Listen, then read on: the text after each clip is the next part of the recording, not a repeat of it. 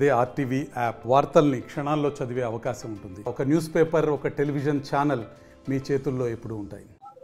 Girls high స్కూల్లో పిల్లల్ని school విడిచిపెట్టిన టైంలో జక్కా సురేష్ అనేటటువంటి తెలుగుపేట సంబంధించినటువంటి వ్యక్తి తన యొక్క సుమో వెహికల్ తీసుకొని ఆ స్కూల్ దగ్గరికి వెళ్ళాడు.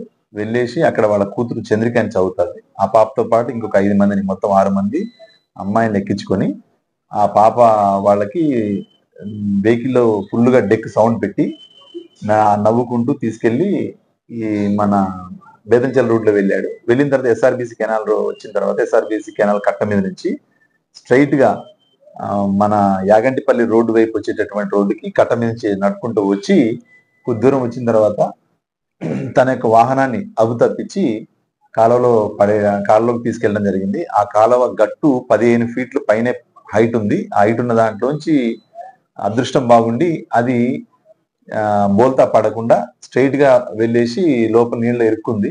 అదే ఒకవేళ ఆ నీళ్లలోకి బోల్తా పడి ఉంటే కనుక పిల్లల ప్రాణానికి చాలా ప్రమాదం ఏర్పడేది.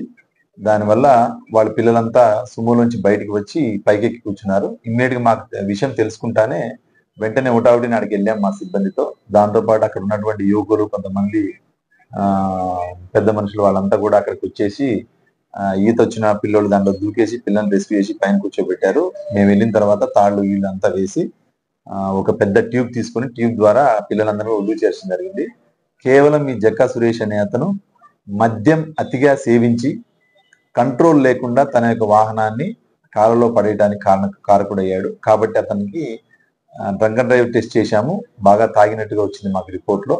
అతన్ని రేపు కోర్టులో ప్రొడ్యూస్ చేసి ఖచ్చితంగా మ్యాజిస్ట్రేట్ గారికి రిక్వెస్ట్ చేసి చట్టపరంగా అతన్ని రిమాండ్ ఇచ్చేదానికి ప్రయత్నం చేస్తాం. మరిన్ని వీడియోస్ కోసం ఛానల్ ని సబ్స్క్రైబ్ చేయండి. లేటెస్ట్ అప్డేట్స్ కోసం వాట్సాప్ ఛానల్ ని ఫాలో చేయండి. అండ్ లింక్ డిస్క్రిప్షన్ లో ఉంది.